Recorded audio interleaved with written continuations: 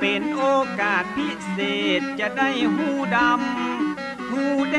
งเฮาจะได้เสวนาอูจาพาที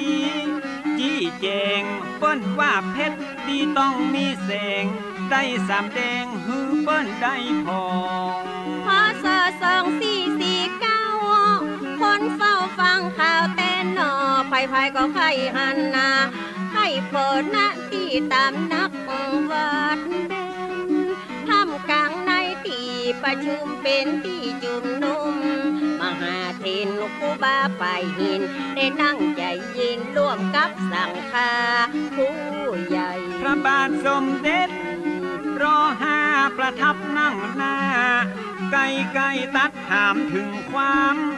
หอนหายไปในพระทรงฆ์ลานหน้าครูบาถวายพระพรตอบขั้นตอนของปัญหาชะชานไขข้อสั่งกาองค์มหาราชาพอพระไทยยิ่งมีพระราชปฏิสันทานกับท่านครูบาหลายสิ่งจนทำมาเพื่อพระไทยมิ่งเลื่อมใสในตัวครูบามีใจแนวแน่ดูแลพระศาสนาสนับสนุนตั้งการศึกษาของพระสังฆาทุกฝ่ายทรงทราบถึงข้อเท็จจริงก็ยิ่งเข้ามากราบไหว้ทรงหันการเอาใจใส่และมีวินัยดีงดงามศีลาจารวัดผลงานประจับ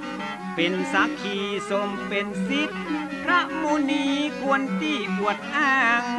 ยกย่องยืนถวายนพระราชทานตำแหน่งเป็นการประกาศกงและเป็นการเชิดชูยกย่องเป็นพระราชาใหญ่โตเพราะคุณและความดีมีนักสูงเกียรติสูงศักดิ์อักโขทำหน้าที่พระสาวกของพระพุทโธของหลวงในพระราชทินนามพระอภัยสารทะสังฆปาโมก2449หายโศกเป็นโจกใจยัก